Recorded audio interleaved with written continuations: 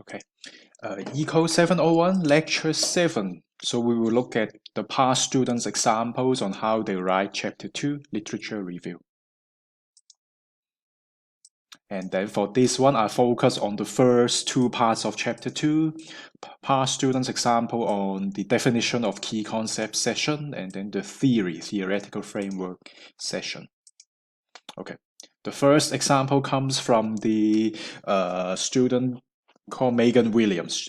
I actually supervise both her honors and master's research reports, and this is from her master's studies on industrial action, on strikes, economic impact of strikes. Okay, and then she has a session that defines various strike concepts. So let's look at her example, 2017. Williams. And again, I'm not going to go through every single sticky note comment. Okay, when you have time, you can go through that. Okay, so section 2.2, I think she defined the most important concept, industrial action, followed by the strikes.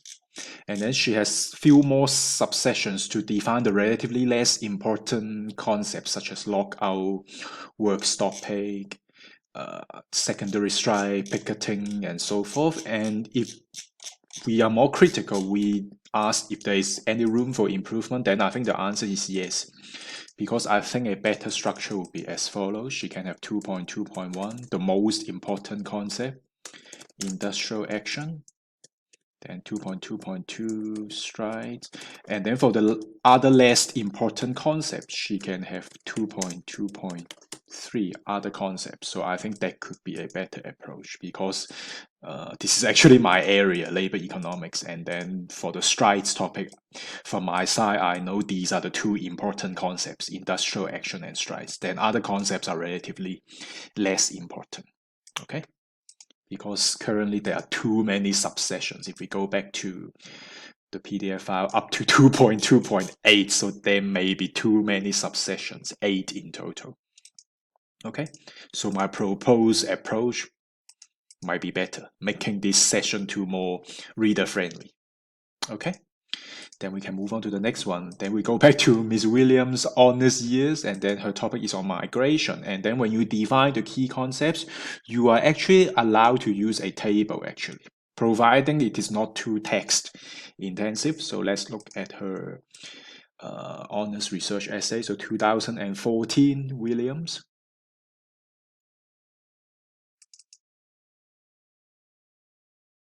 Okay. The role of education in determining labor market outcomes of Eastern Cape migrants to the Western Cape. Okay, so 2.2 defining migration. 2.2.1 she defined different types of migration. So she starts off quite nicely. She gives a general definition of migration. Migration can be described as the crossing of the boundary of a and then for different types of migration, like or migration concepts, like inter-provincial migration, international migration, intra-provincial migration, then she rather use a table. Okay, I think this is a good approach. And then at the bottom of the table, she reminds the readers, actually the examiner, again, that in her studies, she would focus on inter-provincial migration. This is why she would define interprovincial migration here. I think one more time. Did she do? Yeah, she did it in the table, and then she did it briefly below the table in a written paragraph. Okay. Okay. And then the next one, Miss Minnie, an honor student who is a classmate of Miss Williams. And then her topic is on brain drain, if I remember correctly, about the emigration of skilled people. So let's look at the third one, Minnie.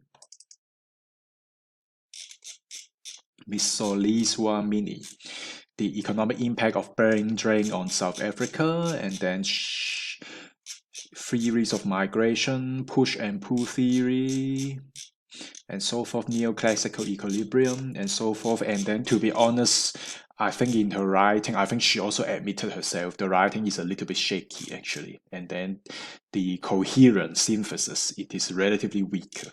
Okay, so when you have time, you can go through this example. You will find some difference between Minnie and the other student's example. This is honestly speaking a relatively weaker one, although she's actually a hardworking student, just to be fair to her. And then the fourth example, Christian, and then you are allowed to use figure to aid your written explanation. She discussed the health access analytical framework. So her topic is on health economics. So let's open that.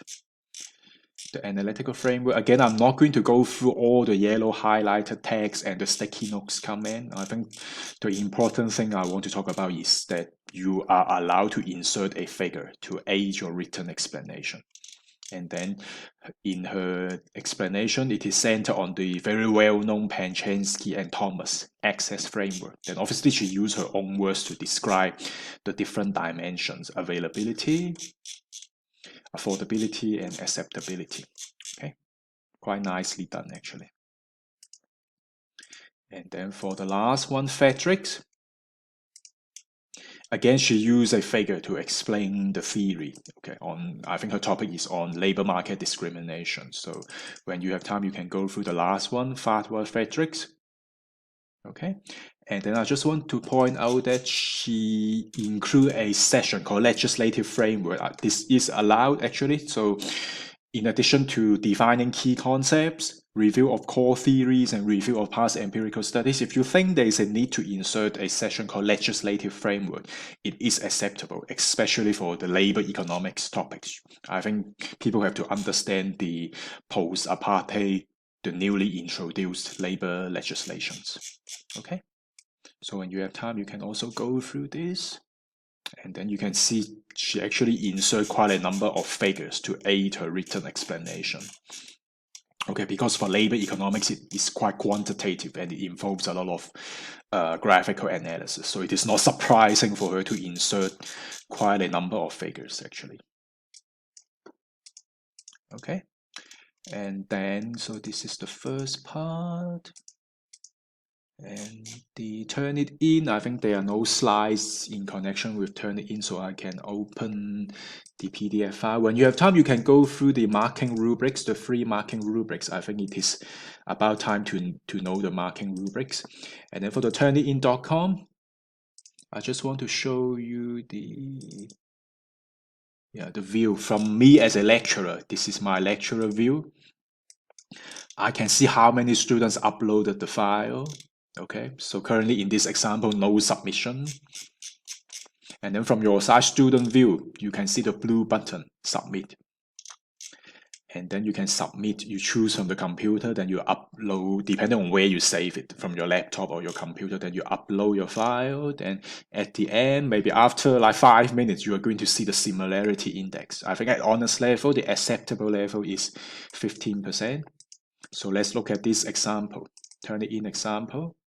This one looks fine, except the last two paragraphs. I deliberately commit plagiarism. These two paragraphs are plagiarized, exactly the same words from these studies, Turnitin plagiarism source from this old article of mine, co-authored with Kasongo and Moses. So these are the two paragraphs are deliberately plagiarized. The reason is that I want you to see how the Turnitin.com report looks like. So for the highly plagiarized text or paragraph, you can see all in red highlighted. Source 1, it means the first source. Okay, it means the most plagiarized source, and then in the report you see the detailed breakdown, 22%, and all coming from this Yu, Kasongo, and Moses study. Okay, this is why it is important to paraphrase in your own word. And then I think that's it for this lecture. And when you have time, you can watch the 5 videos actually. And then I think the last thing is the writing workshop. For this paragraph, there are 7 sentences and the sentences are problematic. So I want you to do it on your own before you look at the answers. Okay. The answers are available in the speech notes, if I remember correctly. Yes, lecture 7 speech notes. The answers are on the last page actually. So look at the highlighted text in yellow. So this is the improvement, how I improve the writing. And again, don't just rush to look at the answers. First, do the exercise on your own before you look at my proposed answer. And again, I mentioned in the last lecture, my writing is not particularly good. So there must be room for improvement. Okay, so I think that's it for this lecture. This is a relatively straightforward, shorter lecture.